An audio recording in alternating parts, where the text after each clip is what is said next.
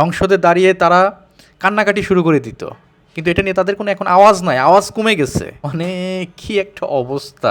ওই একটি কথা আছে না, জেনে শুনে বিষ করেছি পান।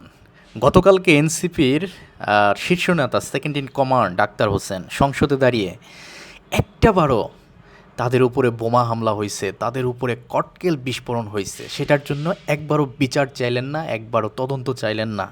সংসদের মতো জায়গায় দাঁড়িয়ে এত বড় সুযোগ তিনি মিস করলেন কেন ভাই?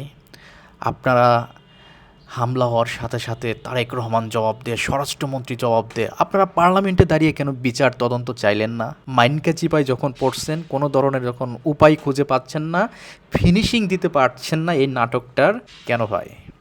আমি আপনাদেরকে লাস্ট একটা ভিডিওতে বলছিলাম যে সার্জিসের হাতে যে জুতাটা আছে, এই জুতার মালিককে, তিনি যে রক্তমাখা জুতাটা দাঁড়ায় আছে, ওই জুতার তো একজন মালিক আছে।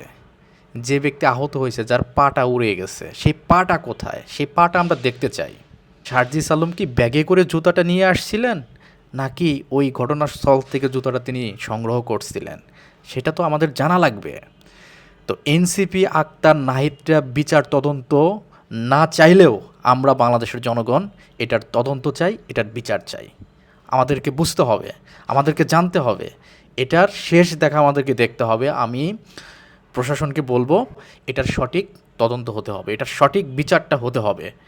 এটার সঠিক তদন্ত যদি আপনারা আজকে না করতে পারেন, সামনে বড় ধরনের নাটক এরা মঞ্চস্থ করবে, তখন কিন্তু আপনারা বিপদে পড়বেন।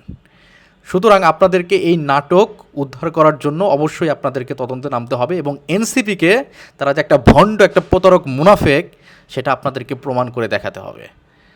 আজকে যদি এই ঘটনা সত্যিকার অর্থে তাদের উপরে ঘটতো, এতক্ষণ তারা বাংলাদেশ তোলপাড় করে দিত অনলাইনে। কেন ভাই আওয়াজ কমে গেছে তোমাদের? এখন তোমরা সংসদের দ্বারায় কেন এটার তদন্ত বিচার চাচ্ছ না একটাবারের জন্য? কেন কারেন্ট বন্ধ করে দেওয়া হলো? এই যে মিকি কথাবার্তা না ভাই, তোমাদের প্রোগ্রাম 6টার সময় হওয়ার কথা ছিল, তোমরা 6টার সময় প্রোগ্রাম শুরু করো নাই, ইচ্ছে করে করো নাই। তোমরা ওই স্পটে ছিলা, তোমরা 6টার সময় সবাই ছিলা। তোমরা 10টা বাজায় ফেলছো, যখন কারেন্ট চলে গেছে তখন তোমরা স্টেজে উঠছো, বক্তব্য দিচ্ছ, বক্তব্য শেষে সুন্দর করে তোমরা ঘটনা ঘটায়া তারেক রহমান স্বরাষ্ট্রমন্ত্রীর উপর দোষ চাপায়া তোমরা সেখান থেকে চলে গেছো। এই সস্তা নাটক ভাই খায় না, পাবলিক খায় না। ওই যে আরেকজন দেখছেন না, সে নাকি এনসিপিকে সমর্থন করে এবং জামাতের কর্মী, শুনেন তার কথা। আমার নাম মোহাম্মদ শাহিন খন্দকার। আমি এনসিপিকে সমর্থন করি, বাংলাদেশ জামাত ইসলামের সক্রিয় কর্মী। এখন আপনারাই বলেন, সে এনসিপিকে সমর্থন করে, সে হচ্ছে জামাতের কর্মী, সে এনসিপির প্রোগ্রামে গেছে। এগুলো কি সন্দেহজনক না? ঘটনা মানে এর ভিতরে যে আরও কী কী আছে, এই পাগল ছাগলদেরকে নিয়ে বিএনপিকে রাজনীতি করতে হচ্ছে।